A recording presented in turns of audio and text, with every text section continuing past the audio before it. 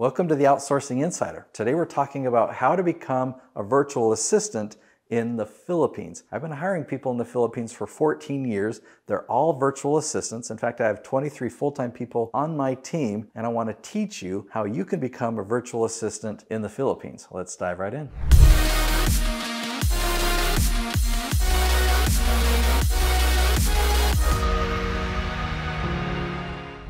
All right, in preparing for this video, I've got a checklist of 18 different things, okay, that will help you get a job and become a virtual assistant working for an American boss. So get out your pen and paper and let's see if you can list all 18 things by the end.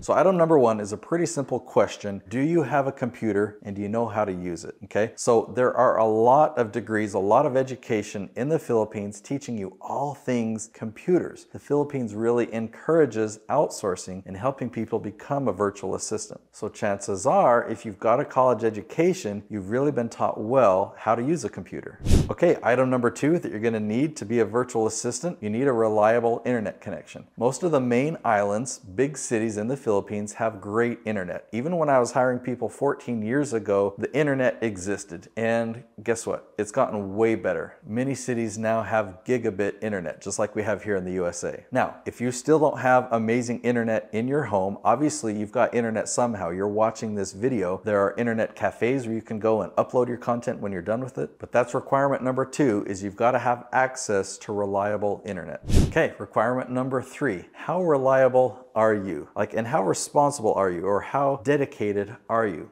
Can you work from home and manage your own time? Do you have the discipline to do that? Or do you need to be at a place where you're constantly doing a task under supervision, right? So we're just starting to check off some boxes. Do I have this? Do I have this? Well, can I work by myself without supervision? And what about your work environment? Do you have an environment where you can focus? Are there going to be a lot of kids running around? Are you a parent? That's a great thing. Do you have a dedicated space when you can work? Or can you manage the nap times of your kids so that you can have time to actually work? Do you have the support of your spouse? Do you have the support of a neighbor or a babysitter? Can you alternate schedules with your spouse? So when your spouse is working, you watch the kids, and then when you're working, your spouse watches the kids. Okay, number five might sound like a little bit of a repeat, but I want to talk specifically about any skill sets you might have working on a computer. Because if you've got skill sets specifically like, I know how to edit in Adobe Photoshop, or I'm really good at bookkeeping. If you have a specific skill set like that, that's going to really help you become a virtual assistant in a field like that. So let's go on to number six. Number six is you've got to create a profile at virtualassistanttool.com. That's the website that I've used for 14 years to find every one of my team members. Now, since I said everyone, there is an exception. I have a spouse of one of the people that I found there. So I went to Virtual Assistant Tool, and I found all of my team, and then I have two members that I found through those people.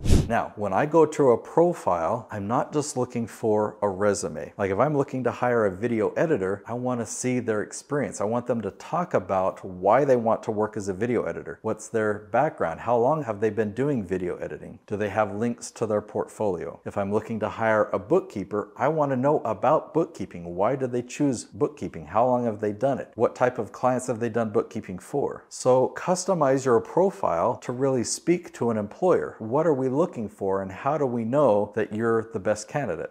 Now, tip number 8, I'm going to give you a suggestion of what to look for in an employer. What's going to make a better job for you in the company and the boss that hires you, okay? Now, ideally, hopefully your boss or the company that's going to hire you will create a system for you. So instead of you having to come in and create a system, I'm hiring you for a position and you've just got to come and figure out what our system is and how we do that. For example, if I hired you to run Facebook ads, but I don't have a system, and you're just all right, I'm going to figure it out. I'm going to figure out what ads should look like and how long we should post and what our budget is, right? Versus if the company that's hiring you has a system and they give you step-by-step instructions, this is what you're going to do, this is how you're going to do it. Trust me, if they have a system and they hire you to run the system, your job is going to last a lot longer. You're going to have clear expectations. Okay, tip number 9, submit a video application. So when I'm reaching out to people, I actually send them a selfie video. So I record a selfie video of me and I talk to them and I introduce myself and I say, hey, I'm Nate, give them some details about my company and about myself. Then I tell them about the position and what I'm looking for. And then I ask them, will you make a selfie video for me? Will you introduce yourself to me? Will you tell me why you think you'd make a good fit for this position? Can you tell me about your experience? Maybe tell me where I could find your portfolio. So I have them send me an application video. And I encourage you to do that. Even if the company or the person who you're applying for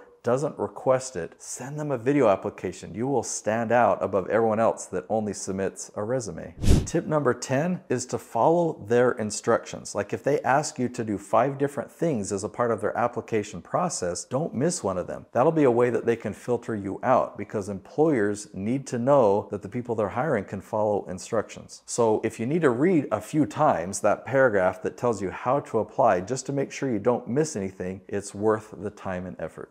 Now, number 11 is going to be challenging for you. When you get hired, or if you get hired for a trial assignment, be open about your struggles. Be open about the things you're unclear on. I've learned in Filipino culture, you don't want to let your boss down. You don't want to disappoint. And when you don't know something or you're stuck, you're afraid of telling your boss about that. But I want you to know, as an employer, I actually love hearing those things, because it's hard for me to know how to train you, how to guide you and help you become a better asset for me. What makes it easier is when I can give you an assignment and then I get questions back and I hear where you're stuck, because then I can explain. That actually gives me more confidence. So you're going to need to reprogram that fear that's in your brain and just say, you know what, I'm going to let them know where I'm struggling or what questions I have or where I get stuck. Tip number 12 is to offer to do a trial assignment. You could probably assume that there are a lot of people applying for one position or for a couple of positions. And if you want to show them confidence and really show them what you're capable of, offer to do a trial assignment and just say, I'll keep track of my hours, and if you don't like the work that I've done, then you can hire somebody else. Now, I definitely don't want you to do this for free. When I hire somebody for a trial assignment, I let them know, yeah, you're going to be paid for this. Keep track of your hours and I will pay you just like I would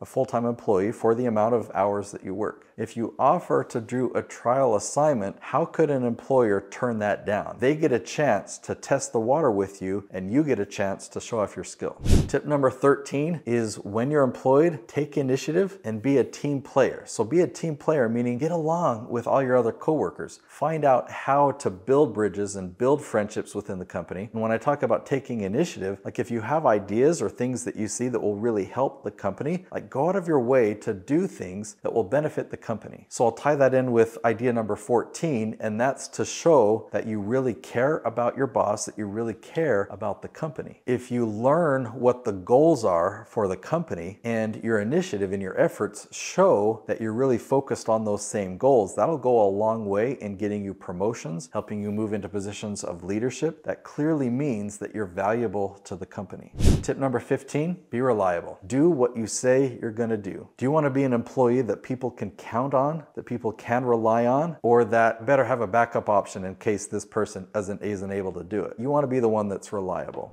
Tip number 16, communicate regularly. I recommend WhatsApp versus email. Email, it's so easy to have things fall through the cracks, whereas WhatsApp, with asynchronous communication, whether it's written, whether it's audio, whether you put an attachment, I highly recommend regular communication on a tool like WhatsApp.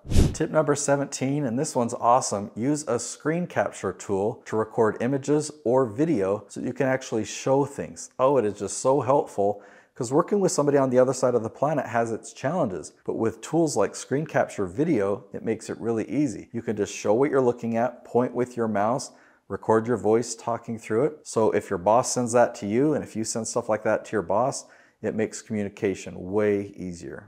Now, I've tried to pack as much as I could in this episode, and I hope you found it helpful. If you want more, I've created a full course. You can go to va.school. So VA stands for virtual assistant. So va.school, and you'll find a course there. I recommend you go check it out.